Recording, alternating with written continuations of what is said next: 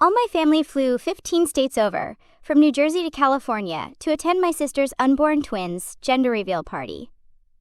A month later, none showed up at my wedding. They claimed the 2-hour drive would be too tiring for them. They never called nor texted after my wedding. This went on for exactly 34 days. But then the following day, my phone began to violently detonate with incoming calls, text messages, and frantic voicemails from every single one of them. What might have shaken the foundations of their fairy tale world so suddenly? Keep watching to see how my family reacted when they realized too late that they had, by their own actions, sold their golden goose to an Eskimo. I was standing on the periphery of a lavish, rented beachfront cabana in Malibu, California, shielding my eyes from the glaring Pacific sun, when I finally understood that the hierarchy within my family was not a temporary phase, but a permanent, unalterable institution. It was the second Saturday in June, and my entire extended family, my parents, 3 aunts, 2 uncles, and a half-dozen cousins, had joyfully coordinated flights across 15 states, traveling all the way from the humid suburbs of New Jersey to the pristine coast of Southern California to attend my younger sister Chloe's gender reveal party for her unborn twins. My parents had spared absolutely no expense for this monumental occasion, funding first-class tickets for themselves, securing luxury oceanfront hotel suites for the extended relatives, and hiring a professional event planner who had orchestrated a display of sheer, unadulterated excess that culminated in a rented helicopter dropping biodegradable pink and blue confetti over the ocean, while a hired string quartet played pop covers on the sand. My father, a man who routinely complained about the physical toll of his mild arthritis, had practically sprinted through Newark Airport to make his connection, and my mother had spent 3 solid weeks agonizing over the perfect designer pastel outfit to wear for the professional photographer Chloe had flown in from Los Angeles. I had also made the trip, quietly purchasing my own economy ticket and booking a modest Airbnb a few miles inland, because I had still harbored the naive, exhausting illusion that showing up for my family would eventually result in them showing up for me. I spent the entire afternoon observing them from the edge of the cabana, watching my parents fawn over Chloe and her husband Greg, a man whose manufactured charm barely concealed his towering arrogance and deeply precarious financial reality. Exactly 4 weeks and 2 days after that sun-drenched spectacle in Malibu, I sat in the bridal suite of a quiet, elegant estate nestled in the Pocono Mountains of Pennsylvania, staring at my reflection in the vanity mirror, while my phone screen remained entirely devoid of notifications from the people who shared my last name.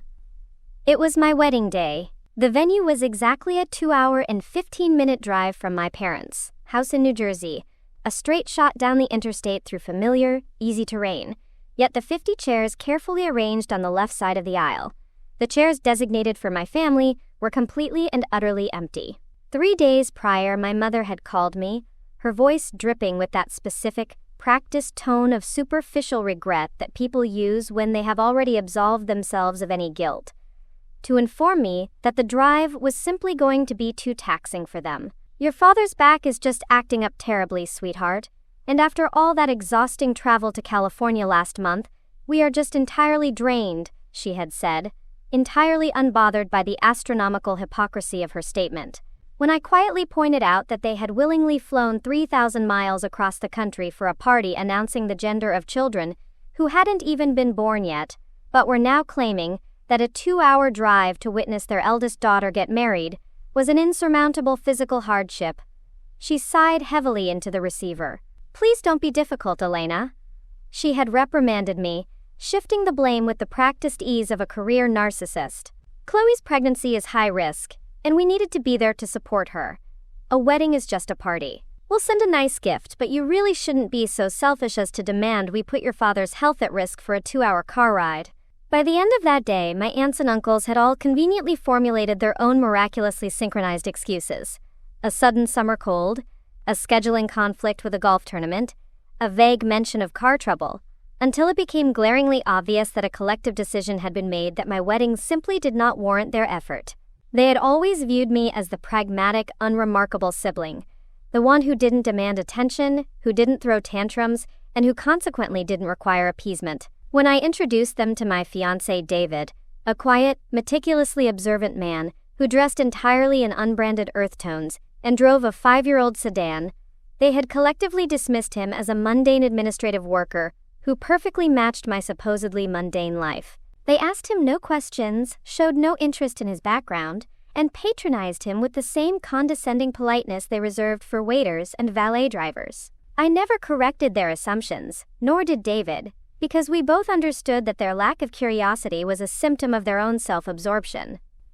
I did not cry in the bridal suite that morning.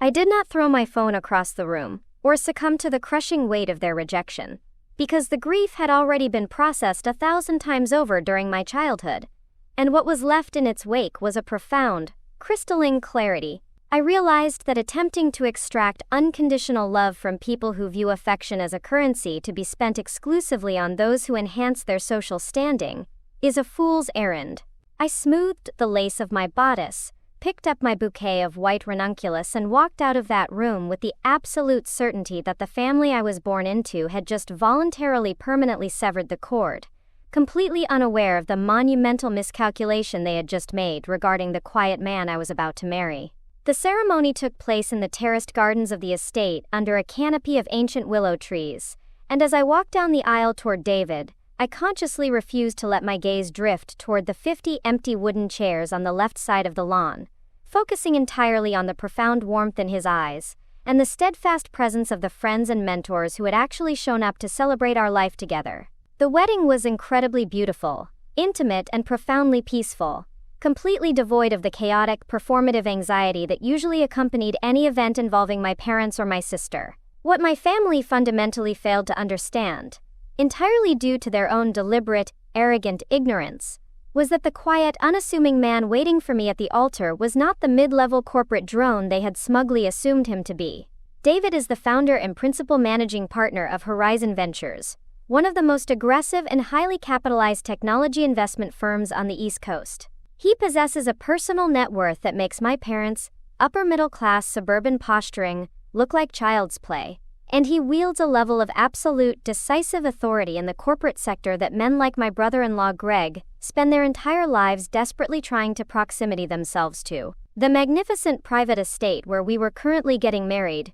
which my mother had dismissively assumed was some budget-friendly public park when I sent her the address, was actually David's own property, a sweeping 70-acre sanctuary that he maintained with quiet, understated pride. We had intentionally kept the details of our financial and professional realities entirely concealed from my family, not out of malice, but out of a shared, necessary boundary of self-preservation. I knew precisely how my parents operated. If they had known the true extent of David's influence, their entirely absent interest in me would have violently transformed into an obsessive, suffocating campaign to leverage his wealth for their own social elevation and Chloe's endless financial demands. They would have paraded him at country club dinners, bragged about him to their superficial friends, and relentlessly pressured us to fund whatever lifestyle upgrades they deemed necessary for their manufactured image. Most importantly, I knew that Greg's deeply troubled tech startup, a company he had relentlessly boasted about at every family gathering to mask its staggering operational failures,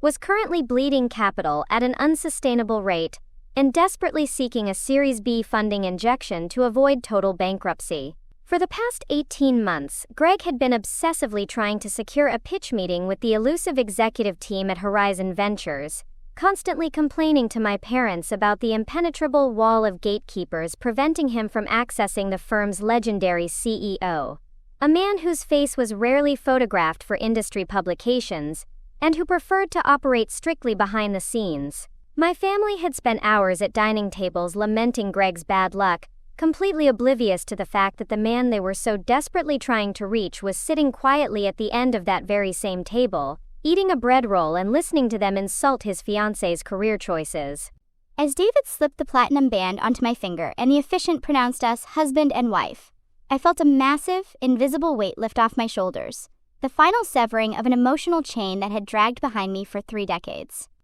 The reception that followed was a masterpiece of culinary excellence and genuine, unforced joy, filled with brilliant, kind people who knew us deeply and valued our characters over our utility. We drank vintage champagne, danced under an endless canopy of stars, and celebrated without a single moment of manufactured drama or familial obligation.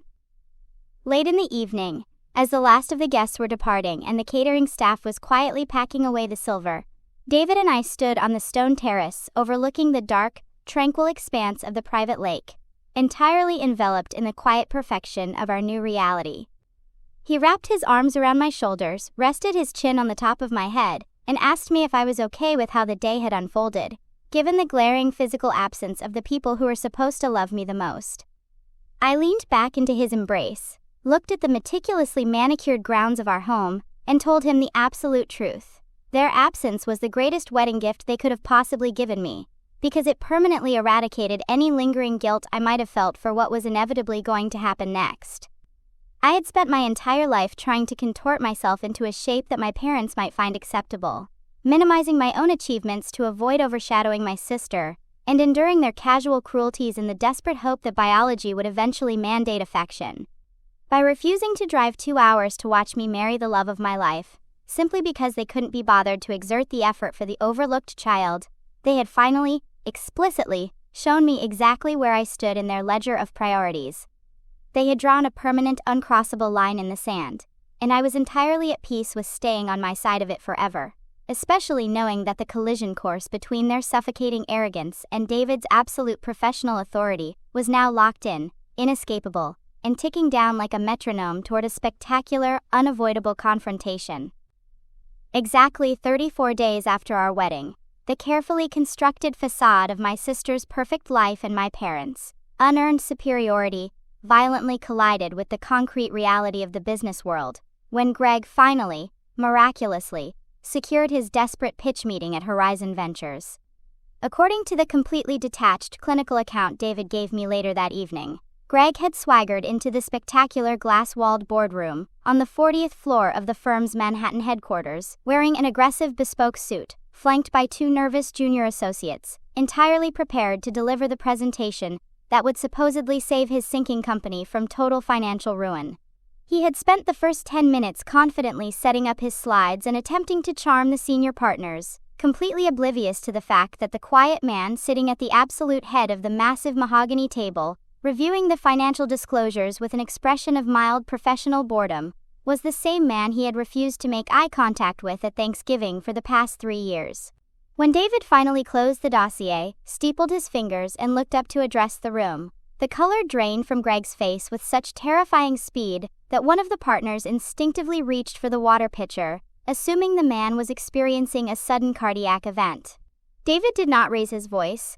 nor did he make a single personal comment or bring up the wedding. He simply proceeded to methodically, surgically, and entirely objectively dismantle the catastrophic structural flaws in Greg's business model, pointing out the unsustainable burn rate, the inflated user acquisition metrics, and the glaring lack of proprietary technology. He treated Greg exactly the way he would treat any deeply unqualified applicant, delivering a masterclass in professional execution that ended with a calm, polite, and absolute refusal to invest a single dollar of Horizon's capital into a fundamentally doomed enterprise. Greg was escorted out of the building in a state of catatonic shock, and within exactly 2 hours, my cell phone, which had remained peacefully silent from my family's end for over a month, began to violently detonate with incoming calls, text messages, and frantic voicemails. I was sitting on the back porch of our estate with a cup of chamomile tea, watching the afternoon sun filter through the oak trees, when I finally decided to answer the 14th consecutive call from my mother. Her voice, usually so composed and dripping with practiced condescension, was a shrill, hysterical mess of panic and deeply transparent manipulation, as she desperately tried to weave a narrative where they had always adored David, where there had simply been a terrible misunderstanding about the wedding, and where I, as a loyal daughter and sister, needed to immediately intervene and force my husband to reverse his decision to save Chloe's future. Elena, darling, you have to understand, Greg is entirely ruined without this funding. They'll lose the house, the twins are coming. You cannot let David do this to your own family. She wept, entirely forgetting that just 5 weeks earlier she had explicitly told me that I was selfish for expecting them to endure a 2-hour car ride to watch me get married. I let her speak, let her exhaust herself against the impenetrable wall of my silence, and then I took a slow sip of my tea, savoring the absolute stillness of the air around me. I spoke into the receiver with a voice so profoundly calm and detached that it sounded like a stranger to my own ears. My family, I said slowly, emphasizing the word so it hung heavily in the digital space between us, consists of my husband and the people who actually showed up to celebrate our union. You made it abundantly clear that a 2-hour drive was simply too exhausting a journey to support me, so I am absolutely certain you will understand that walking all the way to my husband's home office to ask him to compromise his billion-dollar firm for a man who couldn't even RSVP to our wedding is simply too taxing on my energy. I hung up the phone, blocked her number, blocked my father's number, blocked Chloe's number, and systematically severed every digital and social tie connecting me to the people who had raised me, finalizing the boundary that they themselves had initiated. The fallout was total and irreversible. Greg's startup officially filed for bankruptcy 3 months later, forcing my parents to drastically dip into their beloved retirement savings to bail out Chloe's mortgage, effectively ending their days of extravagant cross-country flights and performative country club wealth. I have spent the subsequent years reflecting on what I would tell anyone who finds themselves perpetually positioned as the afterthought in their own family. The child expected to absorb endless disrespect while continuously offering unquestioning loyalty. Blood does not mandate submission, and sharing a last name does not require you to permanently anchor yourself to people who view your existence as an inconvenience until it becomes an asset. When people show you that their love is conditional, transactional, and entirely dependent on what you can do for their public image, you must believe them the very first time, and you must give yourself the profound, liberating permission to stop auditioning for a role they never intended to cast you in. You do not owe your success to the people who ignored you in the dark, and you absolutely do not owe them a seat at the table once you have built your own castle in the light. Your greatest revenge is not anger or confrontation. It is absolute, unbothered peace. A peace achieved by quietly stepping out of their toxic narrative and allowing the natural consequences of their own arrogance to completely and utterly dismantle them, while you sit quietly on your porch, drinking tea, and watching the sun set over a life they will never, ever be a part of.